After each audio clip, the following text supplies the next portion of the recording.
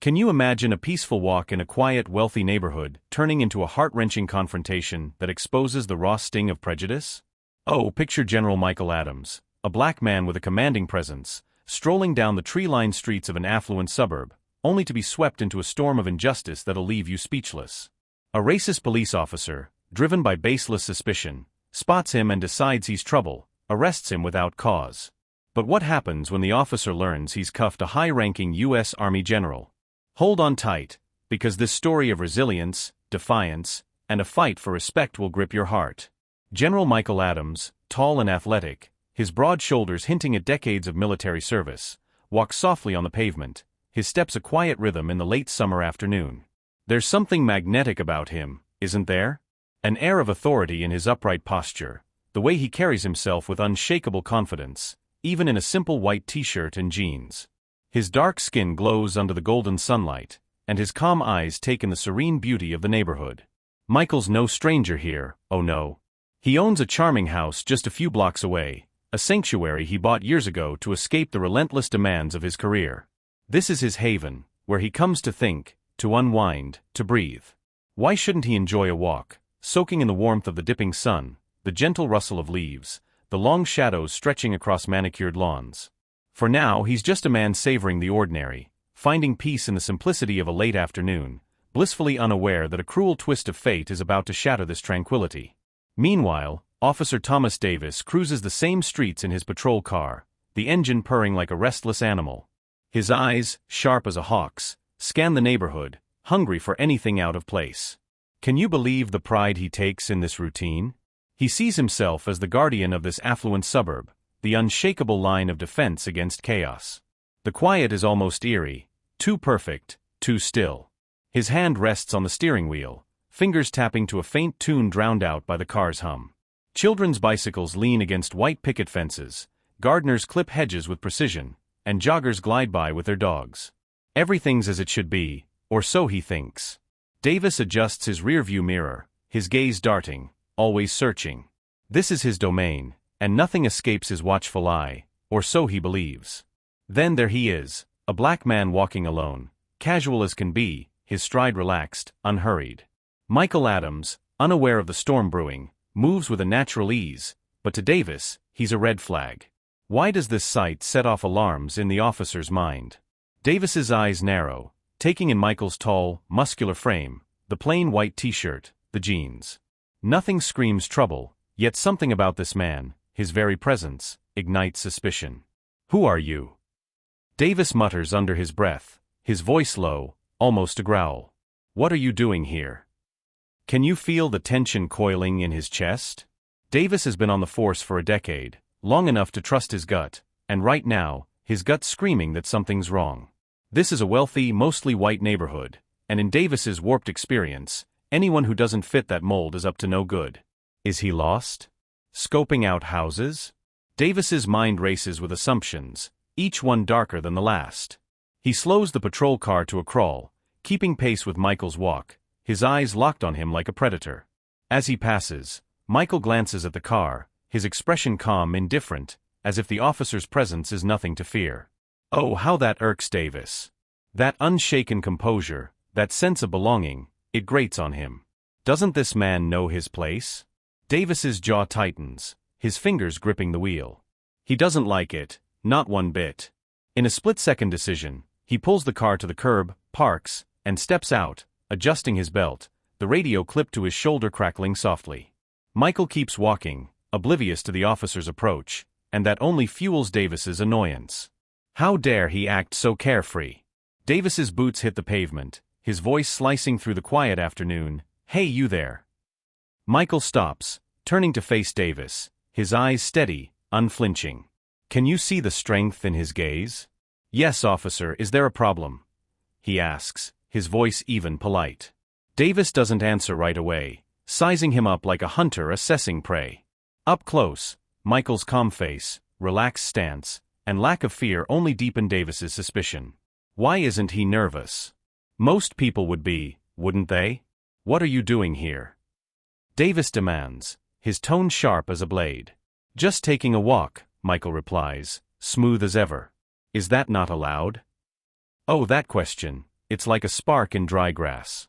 Davis frowns, his control slipping. He doesn't like Michael's tone, so steady, so unbothered. It makes him feel small, and Davis craves control. He steps closer, shoulders squared, voice booming with authority. I'm going to need to see some ID. Michael raises an eyebrow, unshaken. Why? Am I being accused of something? Can you hear the quiet challenge in his words? Davis's patience phrase. This is a private neighborhood. We don't usually see people like you around here. I have the right to question anyone who seems out of place. The phrase people like you hangs heavy, a slap of prejudice. Michael sighs softly, a flicker of frustration crossing his face, but he stays composed. I live nearby, he says, just a few blocks over. I'm not doing anything wrong, officer. I'm simply enjoying a walk. Davis's annoyance surges. How dare this man talk back? Show me some ID, he repeats, his hand drifting toward his belt, where his radio and tools of authority rest. He's not here for games. Michael reaches into his pocket, slow and deliberate, pulling out his wallet. He holds up his identification, calm as ever. Davis snatches it, glancing at the name, Michael Adams, and the address. His eyes widen slightly. It's a local address, just a few blocks away. But does that stop him? No. Something still feels off, maybe Michael's unshakable demeanor, maybe Davis's own stubborn sense of duty. I've never seen you around here before, Davis says, his tone hard. How long have you lived here? Several years, Michael answers. I'm not out much, usually working. I don't see why this is necessary. Oh, that pushes Davis's buttons. His face flushes, grip tightening on the ID. Who does this guy think he is, questioning him?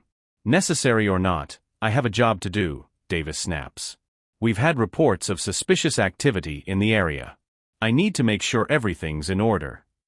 Michael stays silent, his eyes locked on Davis, fearless, unyielding. Can you feel the power in his stillness? Davis hates it, hates that he's not in charge here. Stay right here, he orders, voice clipped. Don't move. He turns, striding back to his patrol car to run the ID, heart pounding with irritation, and something else, a nagging doubt he refuses to acknowledge. As he reaches the car, he glances back at Michael, standing quietly, waiting. The unease in Davis's chest grows, a storm cloud ready to burst, but he shoves it down. He's the law, and this neighborhood is his to protect. He can't afford to waver, not now. Inside the patrol car, Davis's eyes flick to Michael through the rearview mirror as he types the details into the system. The quiet hum of the engine is the only sound, but the air feels heavy, charged with tension. Michael stands on the sidewalk, feeling the weight of Davis's scrutiny even from afar. The street is eerily still, broken only by birds chirping faintly and the soft purr of the patrol car. Can you sense the injustice simmering? Michael keeps his breathing steady, his demeanor calm, but his muscles tense. He's done nothing wrong, yet here he is, under a microscope for no reason. His mind replays the exchange, Davis's sharp tone, the way he insisted Michael was out of place, that hand hovering near his belt like a threat. Michael knows that look all too well, a mix of suspicion and power, often aimed at those who don't fit. It's dangerous, isn't it, how quickly it can escalate. Michael glances around, noticing a small audience forming. A middle-aged man with a garden hose stares openly, water pooling on the sidewalk. A woman with her dog pauses, phone in hand, ready to record. Their eyes meet briefly, and she looks away, guilt flickering. Michael takes a deep breath, steadying himself. This is the last thing he wanted, a public spectacle. But he knows anger won't help. Patience is his weapon now. Let it unfold, he tells himself, even as frustration burns inside. Davis, still in his car, taps at his computer, hunting for something, anything, to justify this stop. Michael's seen it before, the desperate search for a reason when none exists. It's infuriating, isn't it? Davis emerges, ID in hand, his face a mask of irritation. He stops inches from Michael, standing taller, trying to dominate. Your record's clean, he says, almost begrudgingly, as if disappointed. But that doesn't explain why you're here. Michael's calm holds firm. I already told you. I live here. I'm out for a walk. That's all. Davis's eyes narrow. And I told you we've had reports of suspicious activity. It's my job to check things out. Michael's gaze doesn't waver. I understand that, officer, but I'm not causing any trouble. I'm just walking. Can you feel the clash of wills? Davis's face flushes, his frown deepening. He glances at the onlookers, hating the challenge, especially in front of witnesses. Michael senses the shift, the officer's stance growing sharper, more aggressive. Look, Davis says, voice low and menacing, we can do this the easy way, or we can do it the hard way. You tell me exactly what you're doing here, or I take you in for further questioning. It's up to you. Michael's anger flickers, but he reins it in. Intimidation, pure and simple, Davis is pushing, hoping he'll crack. I've told you everything you need to know, Michael says evenly. You're making a mistake. Davis's jaw clenches. The only mistake I see is someone thinking they can walk around this neighborhood without being questioned. Now, are you going to cooperate, or do I need to escalate this? Oh, the audacity of that threat. Michael glances at the growing crowd, then back at Davis. Officer, I'm not resisting, he says, voice steady, but I also know my rights. You have no grounds to arrest me. I've done nothing wrong. Davis's eyes blaze with fury. I'll decide what's wrong and what's right, he snaps, grabbing Michael's arm. Can you believe the nerve? Michael tenses, his military training screaming to resist, but he knows that'll only worsen things. He lets Davis pull him toward the patrol car, the cold snap of handcuffs biting into his wrists. Is this really necessary? Michael asks, calm but firm. Davis ignores him, shoving him toward the car. Get in, he barks. Michael slides into the back seat, hands cuffed, looking out at the onlookers, confusion, concern, and that woman still recording. Will her video make a difference? Davis slams the door, and Michael's frustration surges. A peaceful walk, turned into this, all because of his skin color? It's a gut punch, isn't it? Davis radios the station, voice tense, as the car pulls away. Michael leans back, breathing deeply, keeping his composure. This isn't just about him. It's about a fight he's faced his whole life. The ride to the station is silent, the tension thick enough to choke on. Davis's occasional glances in the mirror meet Michael's steady gaze, unyielding. The tree-lined streets fade, giving way to busier roads, and Michael's mind races, not with fear but disbelief. How does a walk end like this? At the station, Davis yanks open the door, grabbing Michael's arm, leading him through a buzzing hive of activity. Officers glance curiously, whispers trailing them. Can you feel the weight of their stares? Michael spent his life upholding order, yet here he is, paraded like a criminal. Davis pushes him into a bare holding room, stark walls, a table, 2 chairs. Sit, he orders, arms crossed, a smug look on his face. Michael complies, meeting Davis's gaze. What exactly are we sorting out, officer? You have my ID. You know where I live. What more do you need? Davis sighs Arden. I need to know why you were in that neighborhood, why you thought you could just walk around like you own the place. Michael's frustration simmers. I wasn't doing anything wrong. I live in that neighborhood. I've done nothing to warrant this. Davis's face reddens. People like you don't just walk around neighborhoods like that without a reason, he snaps. You could have been casing houses, looking for an opportunity. Michael's eyes narrow. People like me? What exactly do you mean by that, officer? Oh, that question cuts deep. Davis freezes, jaw tight, but says nothing. The silence is heavy, tension crackling. Michael sees it now. This isn't about safety. It's about control, about Davis's need to dominate someone he sees as a threat, all because of his skin. The door swings open, and Sergeant Laura Smith steps in, tall with short brown hair, her presence calm but commanding. She glances at Davis, then Michael, assessing. What's going on here? She asks, voice steady. Davis threaten. Found him walking in the upscale neighborhood, acting suspicious. He refused to explain himself, so I brought him in. Smith looks at Michael, her gaze fair. Is that true? Michael nods slightly. I was out for a walk. Officer Davis questioned me, and I provided my ID, explained I live nearby. That wasn't enough for him. Smith turns to Davis. And did you run his ID? Yes, Davis replies quickly. It came back clean, but you still brought him in, Smith cuts in firm. On what grounds? Davis falters, squirming under her scrutiny. He was acting suspicious, he insists. I was doing my job, keeping the neighborhood safe. Smith's sigh is heavy. This man is a high-ranking general in the United States Army, she says, voice low but sharp. You've brought him in without cause, in handcuffs no less. Do you understand the implications of this? Can you imagine Davis's shock? His face pales, eyes darting to Michael, then back to Smith. I didn't know, he stammers. Smith's eyes narrow. It shouldn't matter who he is. Your job is to protect and serve, not to judge based on appearances. This is inacceptable, Davis. Release him immediately. Davis fumbles with the keys, unlocking the cuffs. Michael rubs his wrists, standing tall, his calm unshaken. Sergeant Smith, he says, voice steady, thank you for your professionalism, but this isn't just about me.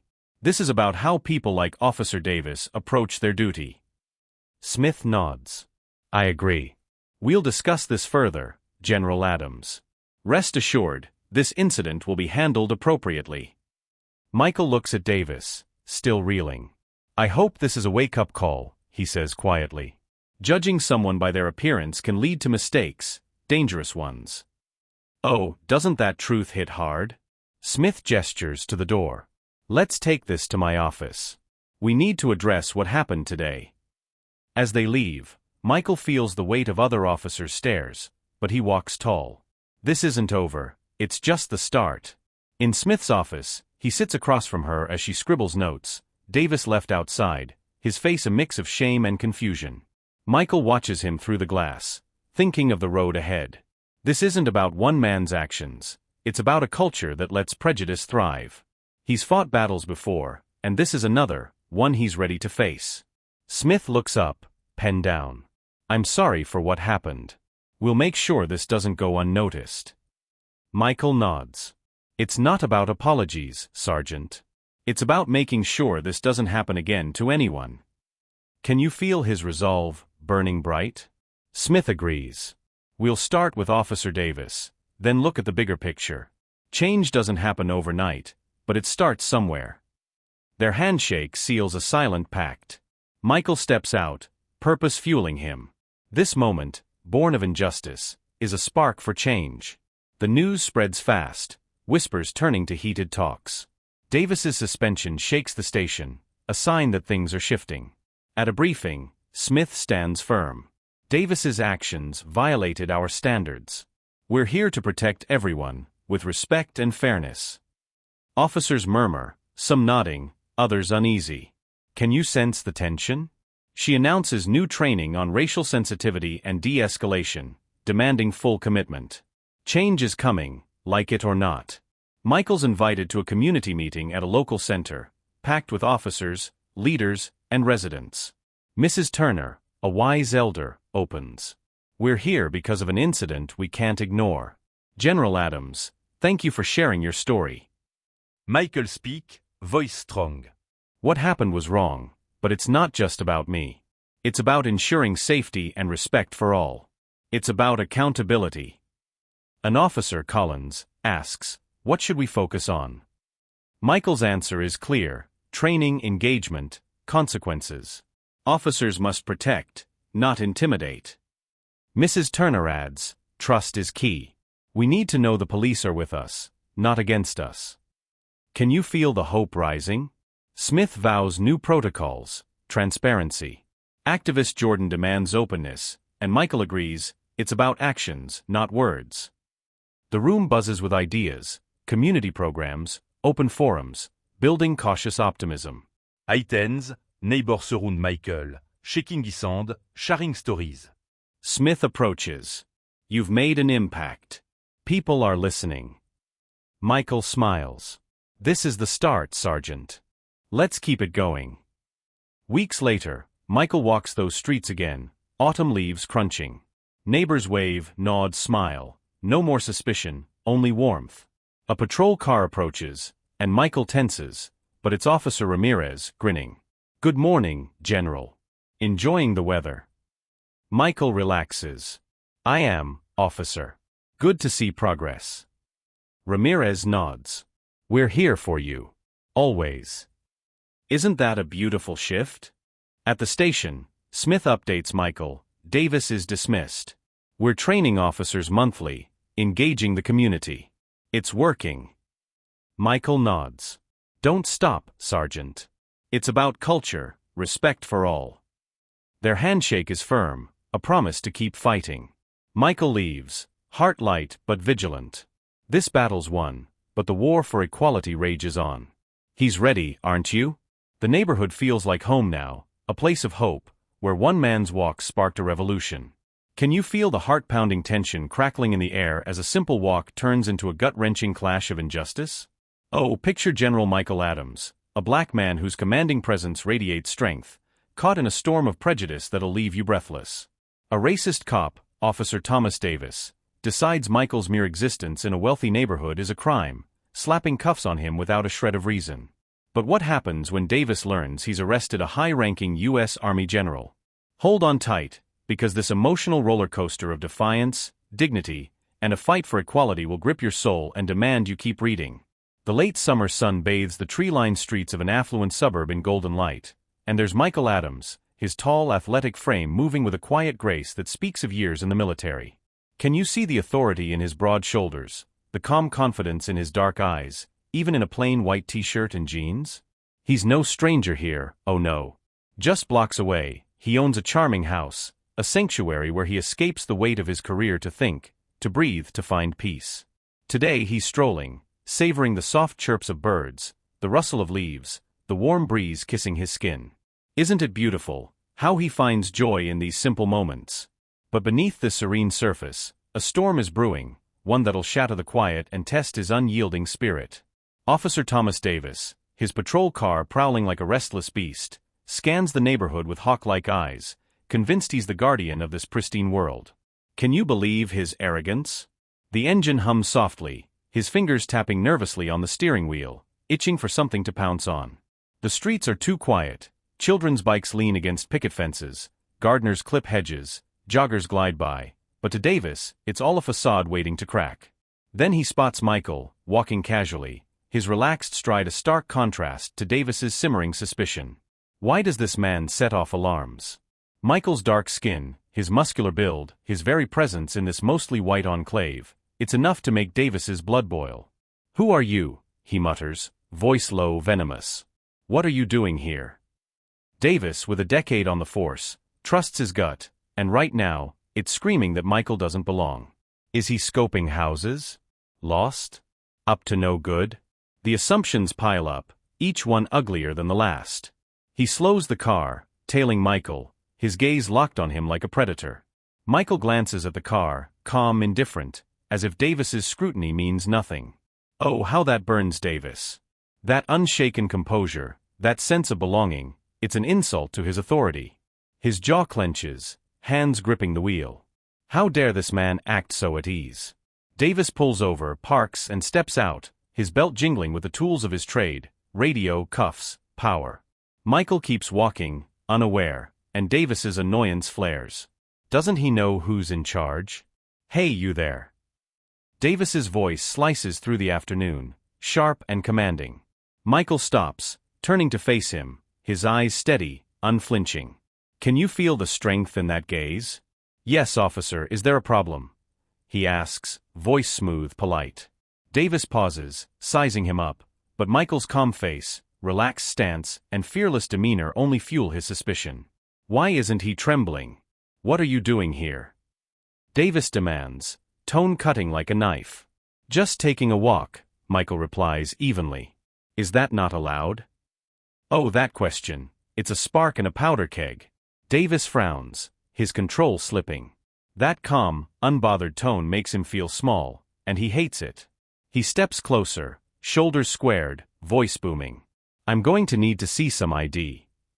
Michael raises an eyebrow, unshaken. Why? Am I being accused of something? Can you hear the quiet defiance? Davis's patience phrase.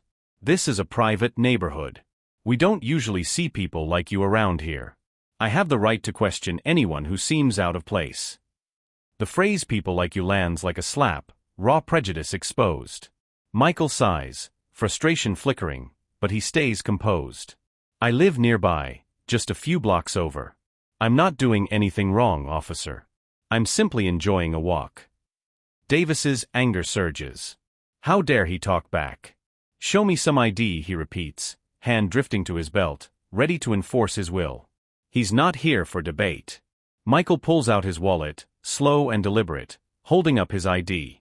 Davis snatches it, eyes scanning the name, Michael Adams, and the local address. A flicker of surprise crosses his face, but does it stop him? No.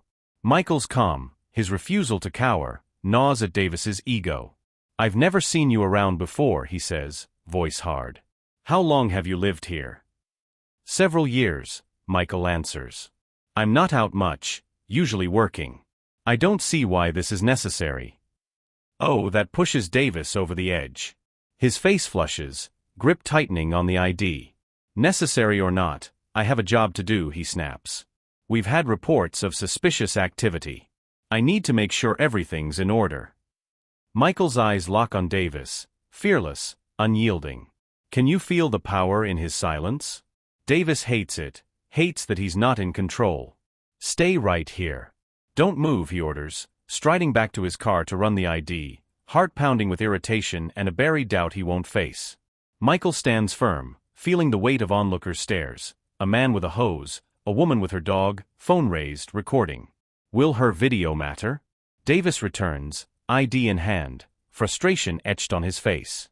Your record's clean, he says grudgingly, but that doesn't explain why you're here. Michael's calm holds. I already told you. I live here. I'm out for a walk. That's all. Davis's eyes narrow. And I told you we've had reports of suspicious activity. It's my job to check things out. Michael's gaze doesn't waver. I understand that, officer, but I'm not causing any trouble. I'm just walking. Davis's face reddens, his frown deepening as he notices the growing crowd. He hates being challenged, especially publicly. Look, he says, voice low, menacing, we can do this the easy way, or we can do it the hard way. You tell me exactly what you're doing here, or I take you in for further questioning. It's up to you. Can you believe the threat? Michael's anger flickers, but he reins it in. This is intimidation, plain and simple, Davis pushing, hoping he'll break. I've told you everything you need to know, Michael says evenly. You're making a mistake. Davis's jaw clenches.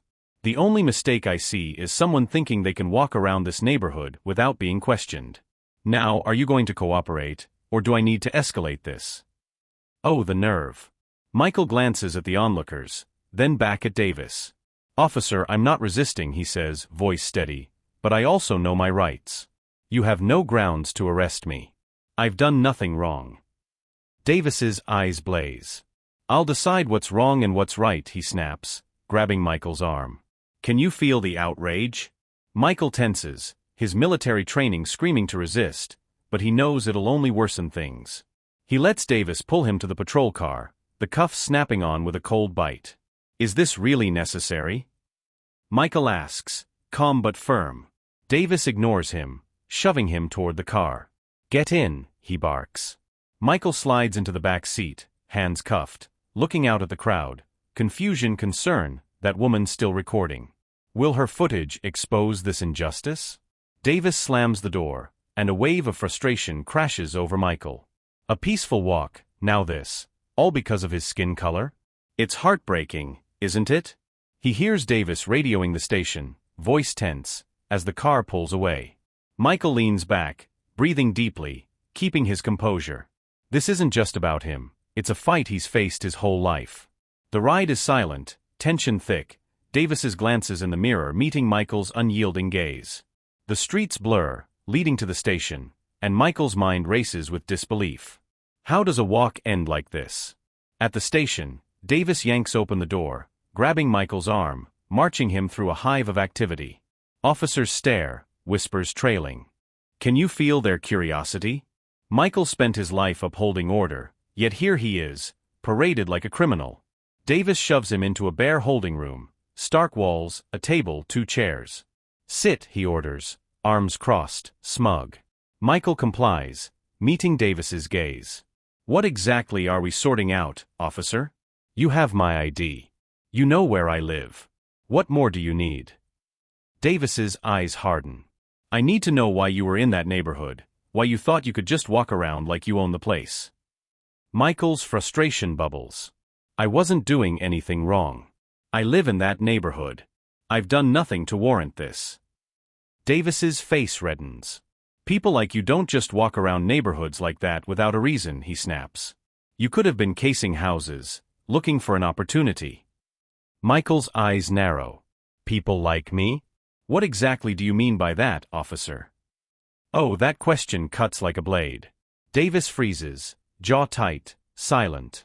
The tension is suffocating, Michael sensing Davis's need to dominate, to prove his power over someone he sees as a threat, all because of his skin.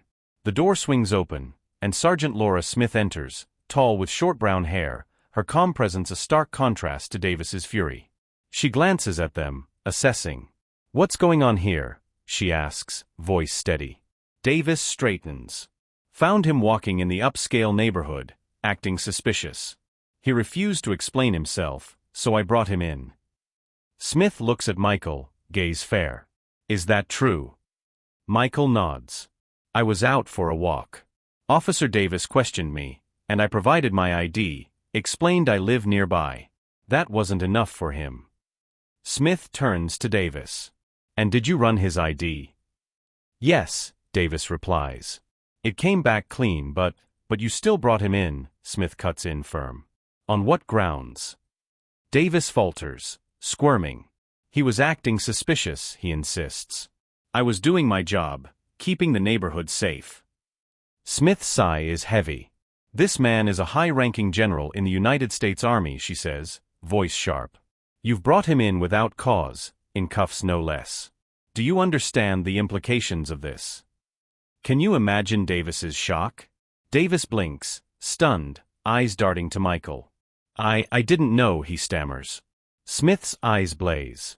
It shouldn't matter who he is. Your job is to protect and serve, not to judge based on appearances. This is unacceptable, Davis. Release him immediately. Davis fumbles, unlocking the cuffs. Michael rubs his wrists, standing tall, calm unshaken. Sergeant Smith, he says, thank you for your professionalism, but this isn't just about me. This is about how people like Officer Davis approach their duty. Smith nods. I agree. We'll discuss this further, General Adams. This incident will be handled appropriately. Michael looks at Davis, reeling. I hope this is a wake-up call, he says quietly. Judging someone by their appearance can lead to mistakes, dangerous ones. Oh, doesn't that truth hit hard? Smith gestures to the door. Let's take this to my office. We need to address what happened today. Michael walks beside her, feeling Officer's stares, but he stands proud. This is just the start. In Smith's office, he sits as she scribbles notes, Davis outside, shamefaced. Michael watches him, thinking of the culture that breeds such prejudice. He's fought battles, and this is another. Smith looks up. I'm sorry for what happened. We'll make sure this doesn't go unnoticed. Michael nods. It's not about apologies, Sergeant. It's about ensuring this doesn't happen again to anyone. Smith agrees. We'll start with Davis, then tackle the bigger picture. Change takes time, but it starts here. Their handshake seals a vow. Michael leaves, purpose burning. This injustice is a spark for change, and he's ready to fan the flames. Can you feel the raw sting of injustice that lingers in the air, a wound that cuts deeper than any blade? Oh, picture General Michael Adams, a black man whose very presence commands respect, standing tall in the face of prejudice that threatens to tear his dignity apart. Just moments ago, he was cuffed and humiliated for daring to walk in his own neighborhood, but now, in a small police station office, he's sparking a revolution. Will his words shatter the walls of bias, or will they fall on deaf ears? Hold tight, because this emotional saga of resilience, truth, and a fight for equality will grip your heart and refuse to let go. General Michael Adams sits across from Sergeant Laura Smith, his broad shoulders steady, his dark eyes calm but piercing, a quiet strength radiating from his tall, athletic frame. Can you see the resolve etched in his face, even after the ordeal he's just endured? He nods slightly, expression neutral, but his voice carries the weight of a lifetime's battles. I appreciate that, Sergeant, but I've seen this sort of thing happen too many times. It's not just about one officer, it's about the mindset that allows this to keep happening. Why does a man walking down his own street have to be treated like a criminal? Smith's eyes flicker with understanding, a spark of recognition in her steady gaze. She's been in law enforcement long enough to know he's right. Oh, how she knows. It's not just one incident, one bad apple. It's the deeper rot, the unspoken biases that fester beneath the surface. She joined the force to make a difference, to uphold justice with fairness. But moments like this? They scream how far they still have to go. General Adams, Smith says carefully, her voice soft but deliberate, if you're willing, I'd like to hear more about your perspective on this, your experience, both today and in your career. Could your story help us stop this from happening again? Michael leans forward, his eyes locking with hers, a fire smoldering beneath his calm. Sergeant, I've spent my life in service. I've led troops through the chaos of combat, made decisions that saved lives, faced crises that would break most men. And yes, I've faced prejudice, quiet whispers, not so quiet slurs. But today? Today was different. I was treated like a criminal for doing nothing more than walking in my own neighborhood, my own home. I've fought for this country, bled for it, and yet I'm seen as a threat just because of how I look. How is that justice? Can you feel the pain in his words, the weight of a lifetime's struggle? Smith listens, her face serious, her short brown hair framing a gaze that's both compassionate and resolute. We're here to protect everyone, General, but you're right. Sometimes we let our own biases cloud our judgment. Davis, he's been a good officer, but this isn't the first time I've heard concerns about his behavior. How did we let it get this far? Michael nods, his voice steady but firm. It's not just about punishing Davis. It's about making sure every officer understands their duty is to protect, not to judge. This kind of racial profiling, it's dangerous. It breeds mistrust, and when the community can't trust its police, we've failed. Don't you see? We're tearing apart the very bonds we're supposed to strengthen. Smith looks down at her notes, her pen still, her heart heavy. She's always prided herself on fairness, on treating people with respect, but oh, how she knows not everyone shares that commitment. We'll be conducting an internal investigation, she says, her voice resolute. Davis will be suspended pending the outcome, but it's bigger than that. We need to rethink how we train our officers, how we engage with the community. How do we build trust from the ground up? Michael feels a spark of hope at her sincerity. She's not just spouting platitudes, she means it. Education and training are a start, he says, but it's also about accountability. Officers need to know there are consequences for actions like this, not just for the person targeted, but for the entire community. One wrong move ripples out, doesn't it, breaking trust that takes years to rebuild. Smith nods, her posture firm, a silent vow in her eyes. We're going to start by holding Davis accountable, and then we'll move forward with reviewing our training programs. We need to build trust, not just enforce laws. Just then, the door creaks open, and Officer Thomas Davis stands there hesitant, his face pale under the fluorescent lights. Can you see the unease in his darting eyes? Smith gestures for him to enter, and he steps inside, stiff as a board, his gaze flickering between her and Michael. Officer Davis, Smith begins, her tone measured but sharp. General Adams has explained his side of what happened today. We've run his background, and as you now know, he's a high-ranking officer in the United States Army. Your actions were unprofessional and uncalled for. Do you even realize the harm you've caused? Davis shifts, color rising in his cheeks, his voice defensive. I didn't know he was a general, he says, almost whining. I thought he was up to something. I was just doing my job. Smith's eyes narrow, a flash of anger breaking her calm. Your job is to protect and serve everyone in this community, not to make assumptions based on appearance. You brought in a man without cause, treated him like a suspect, and violated his rights. That's not doing your job, that's failing at it. How could you think this was right? Davis opens his mouth to argue, then closes it, his eyes dropping. He glances at Michael, then back at Smith, mumbling, I was just trying to keep the neighborhood safe. Michael stands, towering over Davis, his calm demeanor a stark contrast to the officer's shame. Can you feel the power in his presence? Officer, safety isn't about targeting people who look different, he says, voice steady but piercing. It's about upholding justice, treating everyone with respect. I was out for a walk, that's all, and yet you made me feel like a criminal in my own neighborhood. That's not keeping anyone safe, it's tearing us apart. Davis's shoulders slump, his gaze fixed on the floor, avoiding Michael's eyes. I'm sorry, he mumbles, voice barely audible. I didn't mean for it to go this way. Michael watches him, seeing fear in that apology, not true understanding. This isn't just about an apology, he says. It's about making sure this doesn't happen again, to anyone. Don't you see the damage you've done? Smith stands, her posture unyielding. Officer Davis, you're suspended, effective immediately. There will be an investigation into your conduct, and depending on the outcome, further actions will be taken. This isn't negotiable. Davis nods, defeated, turning to leave without a word, the door closing with a soft click that echoes like a gavel. Smith watches him go, then turns to Michael, her voice softer but firm. We'll do better. I'll make sure of it. Michael nods, feeling the weight of her promise. I believe you, Sergeant, but remember, this isn't just about Davis. It's about changing the culture that allows this kind of behavior to happen. It starts with leadership, with officers like you. Can you lead that change? Smith sits, thoughtful, her eyes reflecting a quiet determination. Thank you for your patience today, General. I know it hasn't been easy, but your words will make a difference. Michael tac a dit Brice, the death wect lifting slightly. We all have a role to play, Sergeant. Let's make sure we play it well. He stands, extending his hand, and Smith shakes it firmly, a silent pact forged in that small fluorescent-lit office. As Michael leaves, a sense of purpose surges within him. This incident, painful as it was, is a spark for change.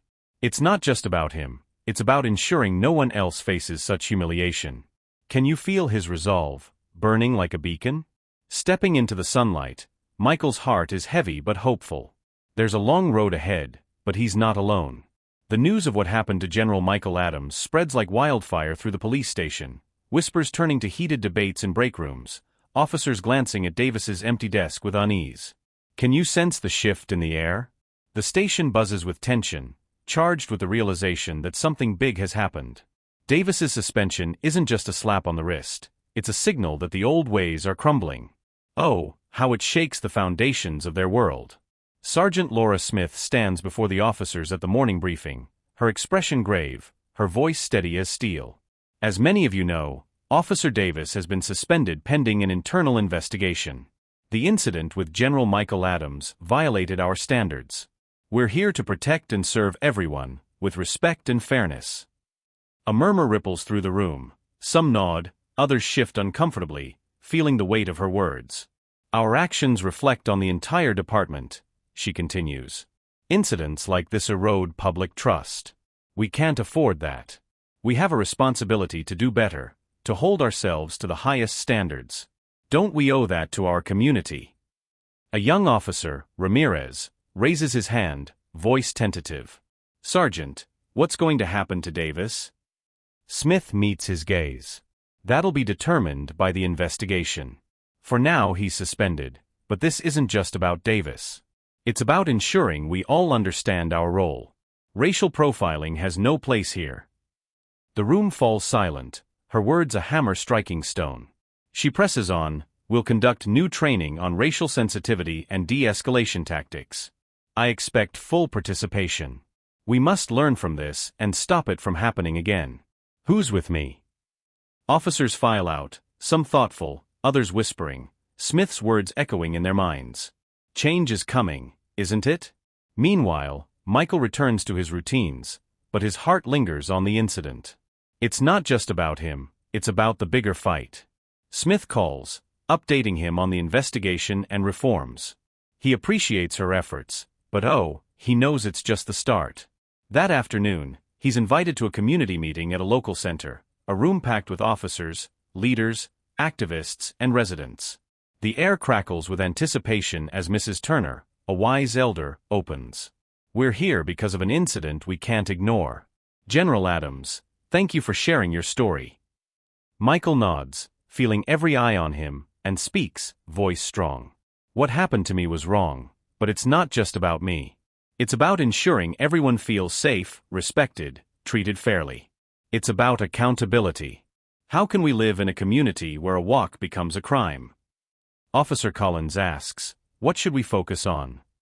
Michael's answer is clear: training, engagement, consequences. Officers must protect, not intimidate. Mrs. Turner adds, trust is key. We need to know the police are with us. Smith vows new protocols, transparency, and the room hums with hope. Isn't it inspiring, this spark of unity? Michael leaves, heart full, ready to keep fighting. This is the beginning of a revolution, and he's at its heart. Can you feel the electric pulse of hope sparking in a room where the scars of injustice still linger? Oh, picture General Michael Adams, a black man whose towering presence and unyielding spirit stand as a beacon in a community shaken by prejudice. Just weeks ago, he was humiliated, cuffed for the audacity of walking in his own neighborhood, but now in a bustling community center, he's igniting a fire for change. Will his passionate plea for justice unite a divided town, or will old biases cling like shadows? Buckle up, because this heart-stirring tale of courage, unity, and transformation will grip your soul and leave you cheering for a better world. The air in the Pinebrook Community Center crackles with anticipation, chairs filled with residents, officers, and activists, all eyes fixed on Mrs. Turner, a wise elder whose kind face belies a fierce resolve. Her silver hair glints under the soft lights as she nods, voice ringing with truth. Trust is everything. Right now, there's so much mistrust, especially among minority communities. We need to see the police are on our side, not against us. Don't we deserve that? The crowd murmurs agreement, and Sergeant Laura Smith steps forward, her short brown hair framing a determined gaze. We hear you, and we're acting fast, she declares. We're rolling out new training protocols immediately, reviewing our policies on stops and searches. It's not just about punishment, it's about education prevention. We want a partnership with you, not division. Can't we build that together? Can you feel the promise in her words, a vow to mend broken bonds? A young activist, Jordan, sits quietly, his thoughtful eyes scanning the room before he raises his hand, voice steady but urgent. It's good to hear commitment to change, but words aren't enough, he says. We need transparency. When issues arise, they must be addressed openly, not swept under the rug. How else can we trust you? Michael Adams, his tall frame commanding yet approachable, nods, his dark skin glowing with purpose. Transparency and accountability are critical, he says, voice resonating with conviction. This can't just be talk, it's about action. People need to see change, feel their voices matter. Don't they deserve to know justice is real?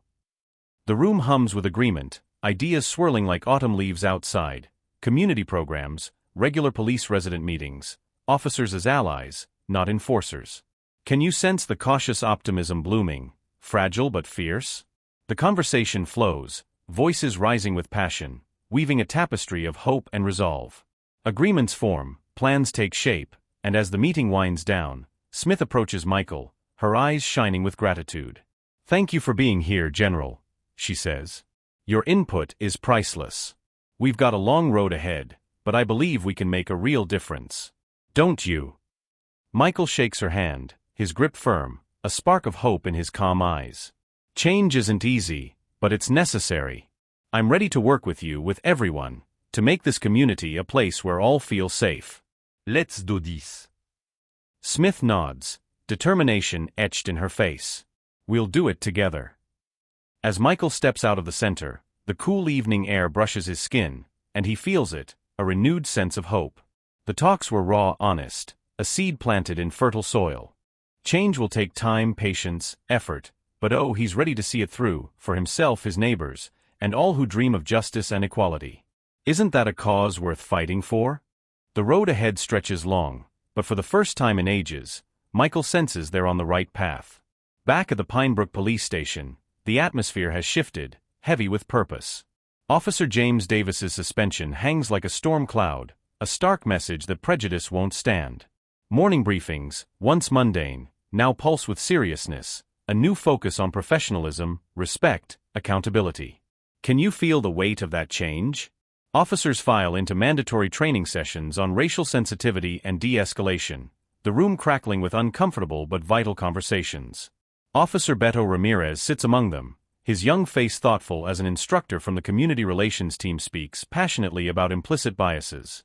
Ramirez, with a few years on the force, always saw himself as fair, but oh, how these words hit home. He's made snap judgments, hasn't he, assuming guilt based on looks alone? The session urges reflection. How do our actions shape others' lives? It's a wake-up call, isn't it? After the training, Ramirez catches up with Sergeant Smith in a bustling hallway, her short hair slightly tousled, eyes weary yet fierce with determination. Changing a decades-old culture isn't easy. Sergeant, he says, matching her stride, these sessions are opening eyes.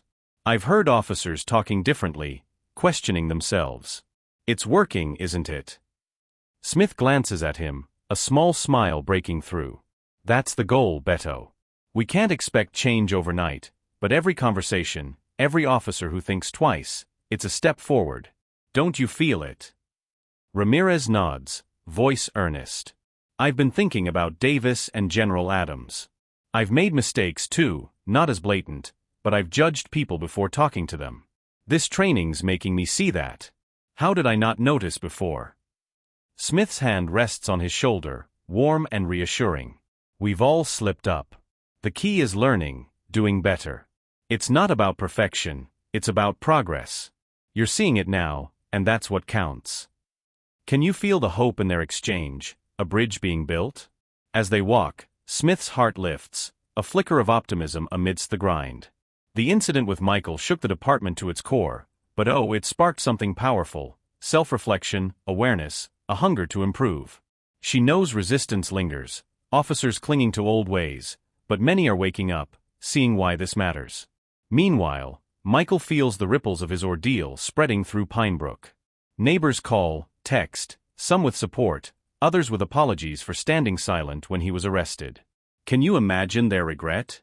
He welcomes them, knowing his stories opened eyes, not just in the station but across the community.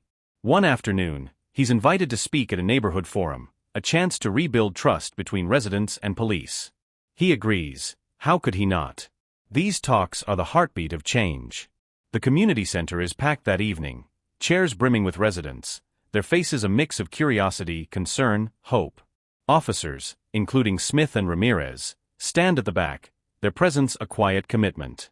Michael takes the stage, his tall frame commanding, his voice steady yet warm. Thank you for being here. What happened to me was tough, but it's brought us together tonight. I believe in the power of community, in our ability to create a safe, inclusive place for all. Don't you? He pauses, letting his words sink in, the crowd leaning forward. But we must face hard truths. Bias and prejudice exist, and safety isn't just about stopping crime. It's about ensuring everyone feels respected, valued, no matter how they look.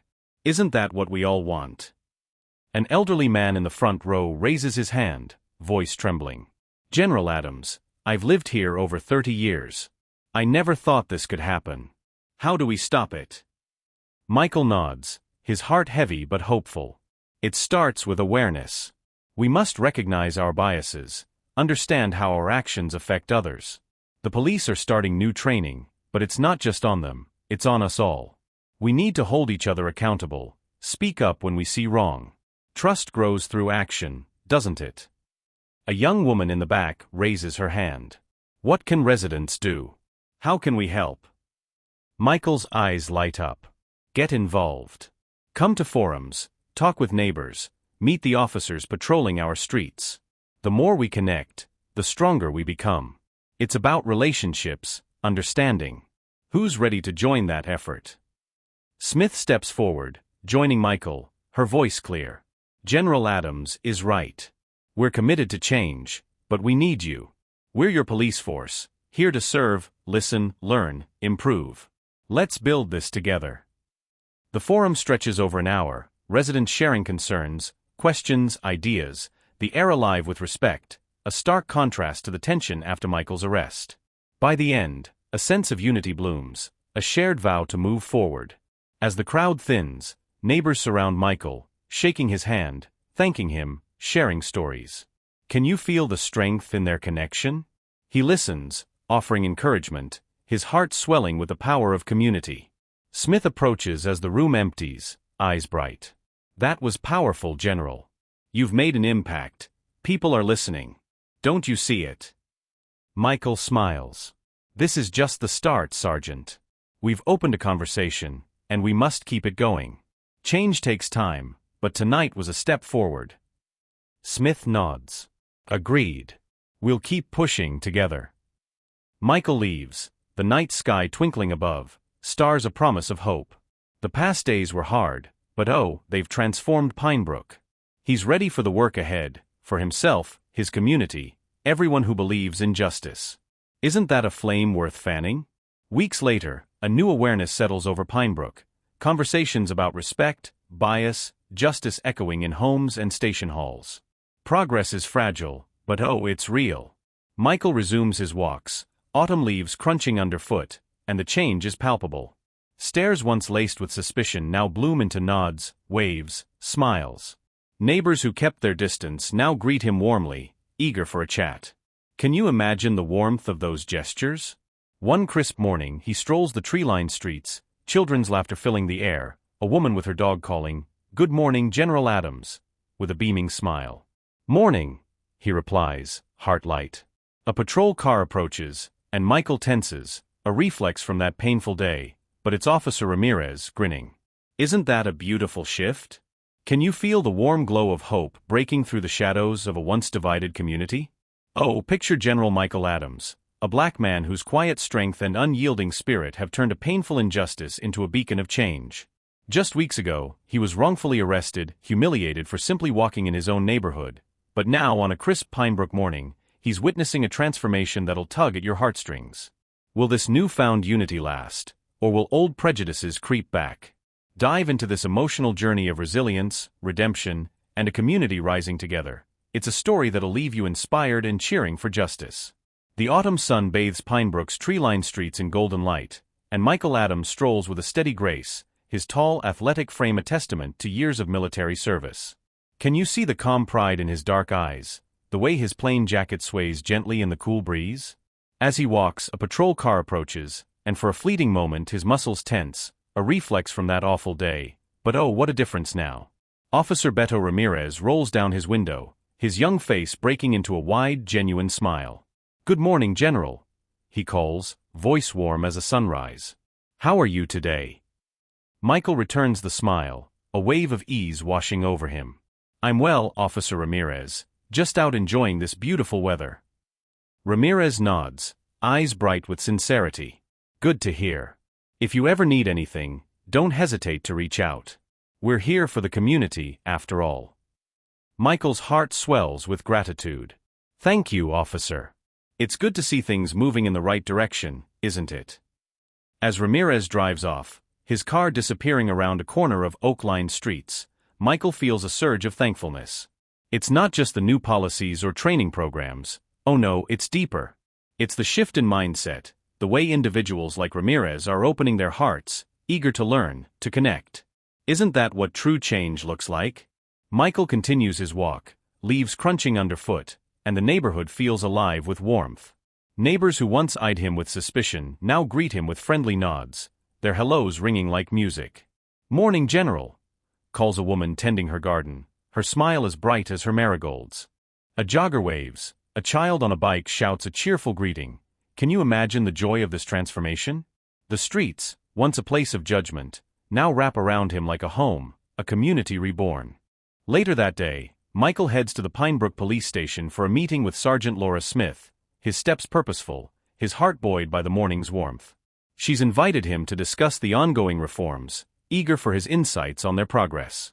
As he enters the station, the air feels different, charged with purpose, alive with professionalism. Officers move with intent, their boots echoing on the polished floor, and some pause to greet him, their nods respectful, their smiles genuine. "Good to see you, General," one calls, and Michael nods back heartened. Isn't it amazing how far they've come? In Smith's office, she rises, her short brown hair catching the light, and offers a firm handshake, her presence steady yet welcoming. "General Adams, thank you for coming. Please, have a seat." Michael settles into the chair, appreciating Smith's directness, a trait he's always admired. She dives right in, voice clear and resolute. "I wanted to update you on the investigation," she says. "Officer Davis has been formally dismissed from the force. The investigation confirmed his actions violated our policies. His dismissal wasn't just punishment, it was about setting a standard for what we expect from our officers.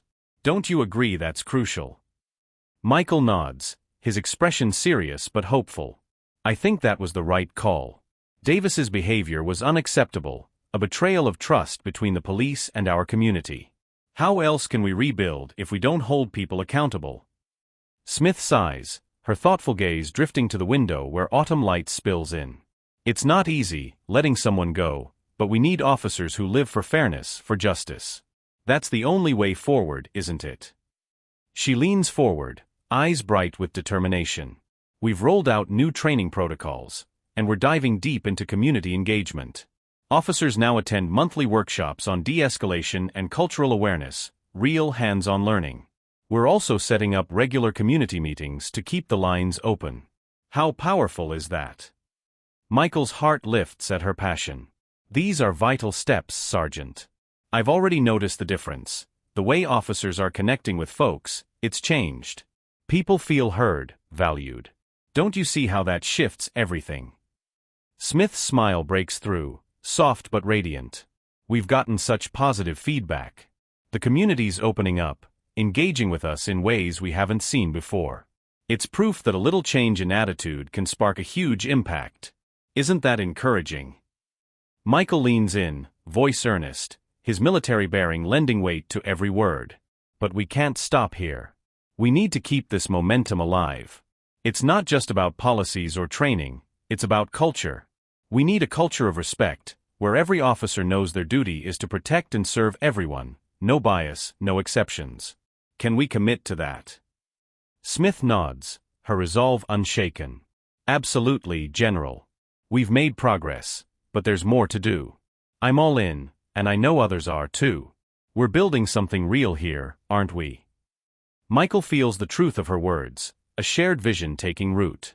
He stands, extending his hand, and Smith shakes it firmly, their grip a silent vow to keep pushing. "Thank you, Sergeant, for your leadership, for taking this seriously," he says. "Change is tough, but together, we can make a difference." Smith's eyes shine. "Thank you, General Adams. Your courage in speaking out lit this fire. We won't forget it." As Michael leaves the station, stepping into the crisp autumn air, a sense of closure settles over him, warm as the sunlight filtering through golden leaves. That painful day, cuffed, humiliated, has birthed something extraordinary: dialogue, action, real change. Isn't it incredible how even the darkest moments can spark growth? He's proud of the steps they've taken, but he knows vigilance is key. The fight for justice, for equality, demands relentless effort, a fire that must never dim. Can you feel his determination, a flame that burns for every soul yearning to be seen, respected? Michael walks on, heart full, ready to keep fighting, knowing this is just the beginning of a brighter Pinebrook. Oh, how deeply this story of General Michael Adams resonates, a heart-wrenching yet uplifting testament to the resilience of the human spirit. I'm moved to tears by Michael's unyielding dignity, facing down prejudice with a calm strength that could move mountains.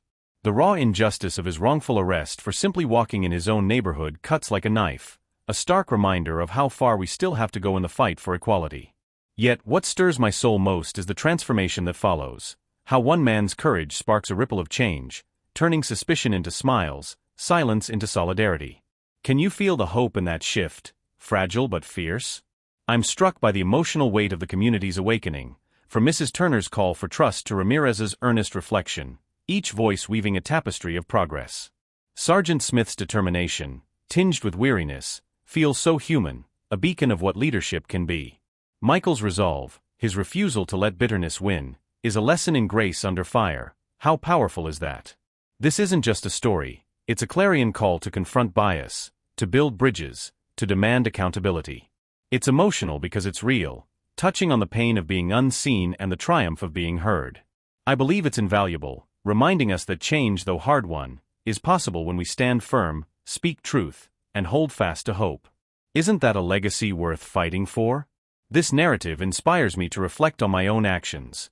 How can I amplify voices, challenge assumptions, and foster a world where everyone feels safe? Michael's journey ignites a fire in my heart, urging us all to keep pushing for justice together, one step at a time.